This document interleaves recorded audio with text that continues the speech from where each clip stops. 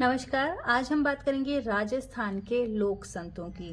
देखिए, राजस्थान के लोक संतों की अगर हम बात करें तो इन्हें मुख्य रूप से तीन मेजर पार्ट्स में डिवाइड कर सकते हैं। एक तो सगुण भक्ति से संबंधित लोक संत, निर्गुण भक्ति से संबंधित संत और एक वैष्णव संप्रदाय जो कि सगुण के अंतर्गत ही आएंगे, उन्हें बांटा गया है।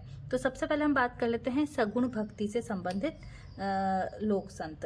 तो इसमें प्रमुख हैं शैव संप्रदाय। सबसे पहले हम याद करेंगे शैव संप्रदाय। जो भगवान शिव की उपासना करने वाले जो हैं वो शैव कहलाते हैं। और शैव मत के कापालिक और पाशुपात संप्रदाय जो है उनका राजस्थान में काफी विस्तार हुआ। तो इन दो प्रमुख संप्रदायों का राजस्थान में मुख्य रूप से विस्तार हुआ है। एक तो हो जाएगा कापालिक संप्रदाय और एक हो जाएगा पाशुपात संप्रदाय। दूसरा है नाथ संप्रदाय। नाथ संप्रदाय के जो प्रवर्तक हैं वो है नाथ मुनि। इसके जो प्रमुख संत हैं वो हैं मत्स्येंद्रनाथ, भरथरी, गोरखनाथ, ये प्रमुख संत हैं। दो शाखाएं जो हैं वो राजस्थान में महत्वपूर्ण हैं नाथ मत से संबंधित। एक है बैराग पंथ पुष्कर के पास राताडूंगा में, और दूसरा है माननाथी संप्रदाय जहां पर जो कि जोधपुर में है। जोधपुर का जो महामंदिर है वो इससे संबंधित है। तो ये हमने दो महत्वपूर्ण सगुण भक्ति से संबंधित संप्रदाय पढ़े, शैव संप्रदाय तथा नाथ संप्रदाय। अब हम बात करते हैं निर्गुण भक्ति से संबंधित प्रमुख संत। देखिए, निर्गुण भक्ति से संबंधित प्रमुख संतों की अगर हम बात करें तो जसनाथी संप्रदाय जिन्होंने कि 36 नियम दिए, तथा एक हो जाएगा विष्णुई संप्रदाय। तो एक तो हो गए अपने जसनाथी संप्रदाय, एक हो गए विष्णुई संप्रदाय। इसके अलावा आपको दादू पंथ और लालदासी संप्रदाय, दादू पंथ और लालदासी संप्रदाय। इसके अलावा चरणदास, राम स्नेही और निरंजनी संप्रदाय। तो लालदास संप्रदाय हो जाएगा, चरणदास संप्रदाय, राम स्नेही संप्रदाय और निरंजनी संप्रदाय। तो इस तरीके से आप कोई इसका बना सकते हैं। तो शुरुआत करते हैं। सबसे पहले हम देख लेते हैं जसनाथी संप्रदाय निर्गुण भक्ति से संबंधित।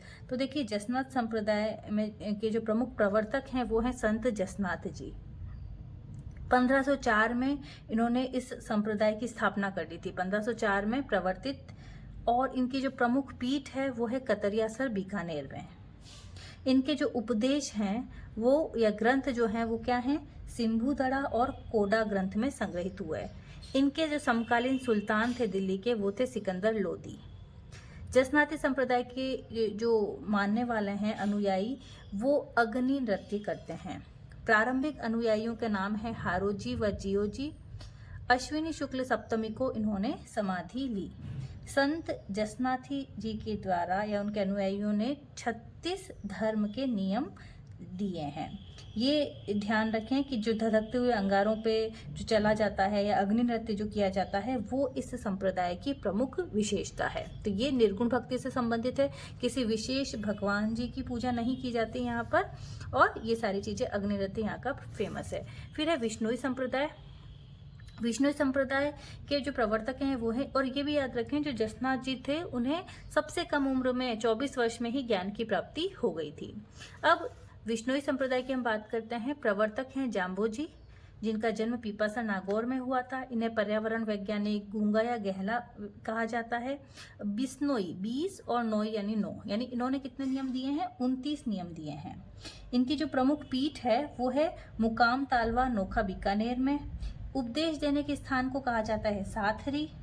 देखिए, जम्बू जी से संबंधित जम्ब सागर आ जाए, जम्ब संहिता आ जाए, या विष्णुई धर्म प्रकाश है वो इस संप्रदाय के प्रमुख ग्रंथ हो जाएंगे।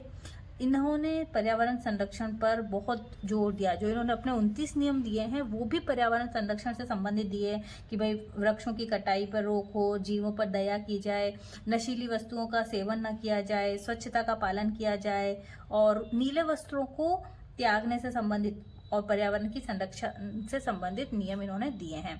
इनका जो प्रमुख तीर्थ स्थल है वो है जाम्भा फलोदी, रामड़ावास जोधपुर और जांगलू बीकानेर। तो ये निर्गुण संत हैं जसनाथ जी और जाम्बो जी। उसके बाद हम बात करते हैं दादू पंथ। देखिए, दादू पंथ प्रमुख पीठ नारायणा जयपुर में। दादू जी को राजस्थान का कबीर कहते हैं। इनकी जो भाषा थी वो सद्दू कड़ी थी।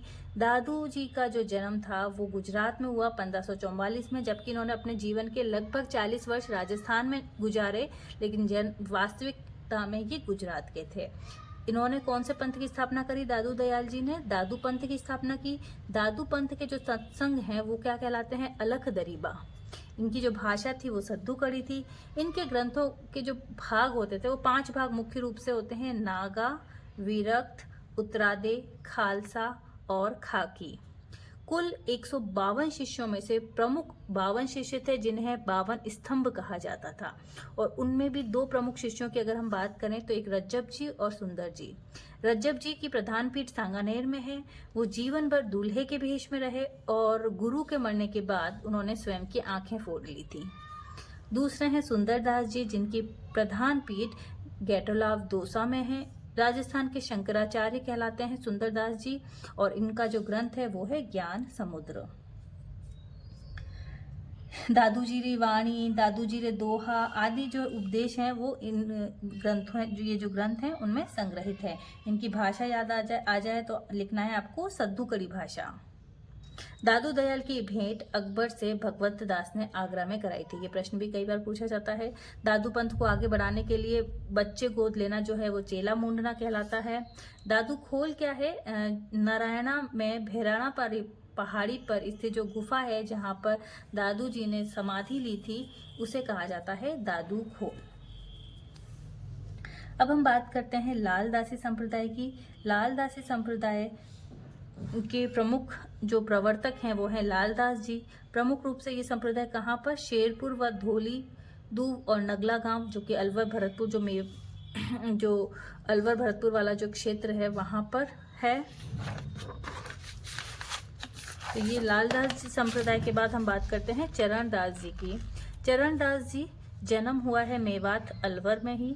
तो लालदास जी संप्रदाय या चरणदास जी संप्रदाय दोनों मेवात से संबंधित हैं। ये सगुण प्लस निर्गुण दोनों ही भक्ति धारा से संबंधित माने जाते हैं। प्रधान पीठ इनकी दिल्ली है जहां इन्होंने समाधि ली। मेला बसंत पंचमी को लगता है। इनकी 2 प्रमुख शिष्याएं हैं, सहजोबाई और दयाबाई चरणदास जी की। अगले हैं राम स्नेही संप्रदाय। देखिए, राम स्नेही संप्रदाय में गुरु का चित्र रख के पूजा की जाती है। इनके जो प्रार्थना स्थल है उन्हें राम द्वारा कहा जाता है। राम स्नेही संप्रदाय के प्रवर्तक रामचरण दास जी, जिनका जन्म सोडा ग्राम टोंक में हुआ। इनका वास्तविक नाम राम किशन था। 4 पीठों से रिलेटेड क्वेश्चन हमेशा आता है। शाहपुरा भीलवाड़ा में है, रेन नागौर में है, सिंहथल जोधपुर सिंहथल में है, और सिंहथल बीकानेर में आ जाएगा, और खंडापा खेड़ापा शाखा जोधपुर में हो जाएगा। तो जो शाहपुरा भीलवाड़ा में है, जो कि मुख्य पीठ है, ये किसके द्वारा प्रवर्तित है? संत रामचरण जी के द्वारा ही प्रवर्तित है। रेण नागौर में दरियाव जी के द्वारा प्रवर्तित है। सिंहथल शाखा बीकानेर में हरिराम दास जी के द्वारा, और खेड़ापा जोधपुर में रामदास जी के द्वारा प्रवर्तित है। फिर है निरंजनी संप्रदाय, जिसके प्रवर्तक हैं हरिदास जी, जिन्हें राजस्थान का वाल्मीकि कहा जाता है, और इनकी पीठ है गाड़ा डीडवाना कुचामन में। तो निरंजनी संप्रदाय हरिदास जी से संबंधित है। बहुत बार ये प्रश्न आता है। उसके बाद अगर हम बात करते हैं वैष्णव संप्रदायों की, हमने सगुण भक्ति धारा की बात करी, हमने निर्गुण भक्ति धारा की बात करी। अब हम बात करते हैं प्रमुख वैष्णव संप्रदाय की। देखिए, एक तो रामानुज संप्रदाय, रामानंद। राम स्नेही संप्रदाय हमने कहाँ पढ़ा था? राम स्नेही संप्रदाय हमने निर्गुण भक्ति में पढ़ा था, जबकि रामानुज और रामानंदी संप्रदाय हम वैष्णव संप्रदाय में पढ़ेंगे। रामानुज संप्रदाय के प्रवर्तक हैं रामानुजाचार्य, जो कि उत्तर और दक्षिण भारत के मध्य सेतु की तरह। फिर रामानंदी संप्रदाय के प्रवर्तक गुरु रामानंद, और गुरु रामानंद ऐसे गुरु थे जिनके बहुत ही शिष्य थे, जैसे कि कवि रैदास, कवि कबीर, पीपा जी, धन्ना जी, ये सभी जो शिष्य हैं वो रामानंदी संप्रदाय के गुरु रामानंद जी के हैं। और राजस्थान में रामानंदी संप्रदाय के प्रवर्तक हैं कृष्णदास पैहारी, जिनकी पीठ है गलता जी में। तो रामानंदी संप्रदाय की राजस्थान में पीठ कहाँ है?